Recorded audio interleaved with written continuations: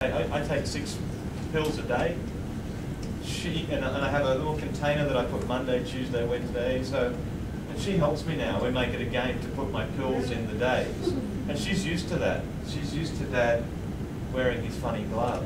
She doesn't really know that I can't see her at the moment, because I mean, if I hadn't told you, none of you would know that. And you'd probably wonder why I'm not answering anyone's questions over here.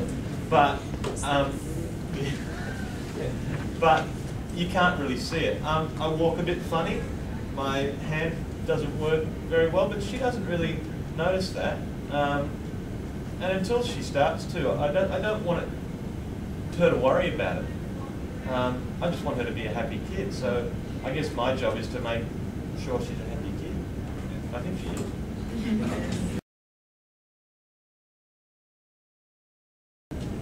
The other big thing for me is that if I look at you, there's no one here. If I look at you, there's no one there. If I look at you, you and I are the only people in the room. I see that. Beautiful. I can see that, can't see that. Or I can see that, can't see that. There's nothing even and here. Can't see it. So that means that for a while I was walking into things and tripping over things and whacking my head on doors and cupboards and all sorts of stuff, which took me a while to get used to belting my head right there. So I learned ways to adapt. In my room, there was an 88-year-old man, a 76-year-old man, and an 85-year-old man. There was no one 34 in the ward. I was the youngest person by a long way. So if you came to visit me, I didn't want to tell you he snores, he farts, this food's awful, the bed's uncomfortable, that nurse is really cranky, and those doctors don't listen to me. Because if I told you that, you'd walk away going, why did I visit Adrian? That was a really bad thing to do. So I only wanted to give you good news. I concentrated on telling you good things. Look, I can move my fingers today. I went up some stairs today. Just good news, so that you would feel better, and I'd feel better for you feeling better. So I set myself up to get success, so that when you walked away, you felt better, and I felt better for you visiting me. So it was an effort on my part to only make people feel good. Because if you walked away going, that was terrible, why did I do that?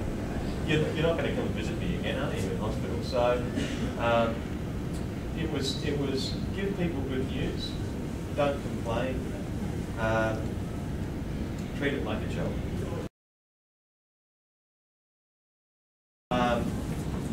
I'm very independent.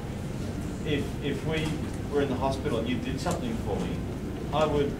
Wow, that's just working. Oh yeah. Okay, I'd get the shits. Yeah. It would piss him off. Yeah, it'd piss me off. Don't help Adrian. Don't help me.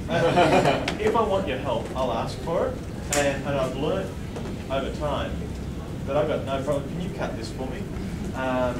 Yeah, or whatever it is. I've got no problem asking you. What I've got a problem with it is if you do it for me.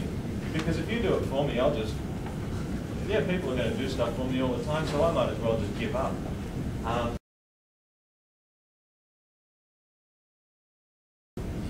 You'll cry uncontrollably over the butter being over there instead of over there.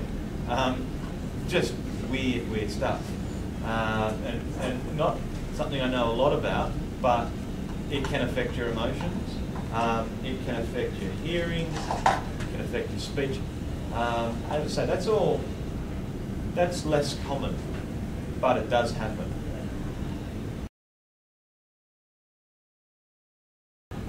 As far as would things be different, probably I'd be one of those guys if I hadn't had a stroke that would spend less time with her because I'd be working more and I'd be picking her up from. I work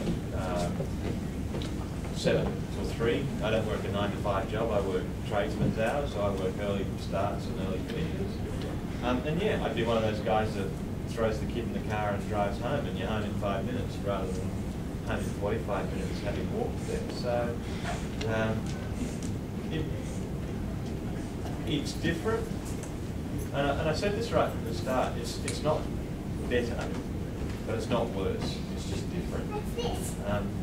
Because if I say things are worse, then lots of things are worse. I spend $1,500 a year on medication. I can't apply for jobs. Or if I focus on all that bad stuff, that's just going to go make me depressed. I don't want to be depressed. I want to be happy.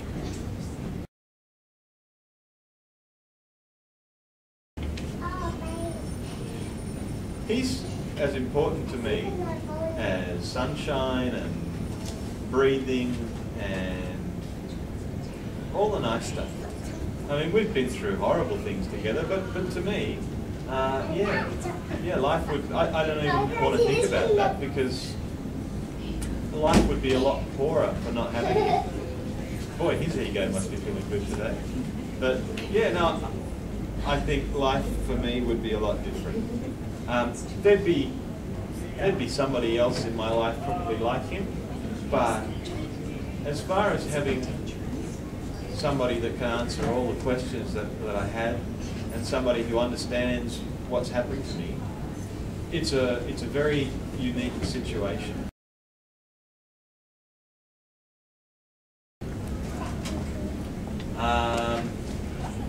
I would answer their questions thoroughly. I would try and give them honest answers, and not coat them in chocolate and make them all sweet and nice. I'd tell them this is the truth. And I would give them realistic expectations.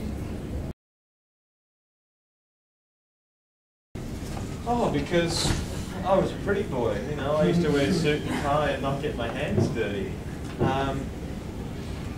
But I was also pretty aimless. I just wandered along, and I went to university and just wasted time. Had lots of fun and wasted time. And university wasn't really for me, because what I wanted out of life was not something that I could be taught, I suppose.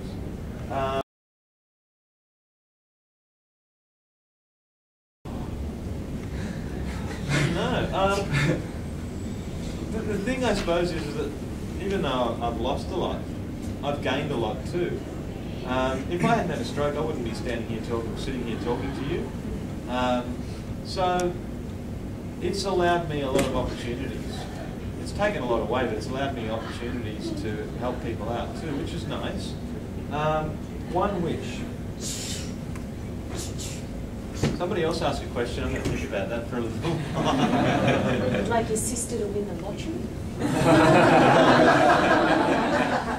But it would, look, if I had one wish, it wouldn't be about me anyway. I think, if I could wish for Eve to be healthy and happy, I think I'd probably wish for something like that. I mean, I know she's happy. She's got me for a dad, so yeah, look, a long, happy life for her, I suppose, is a good wish.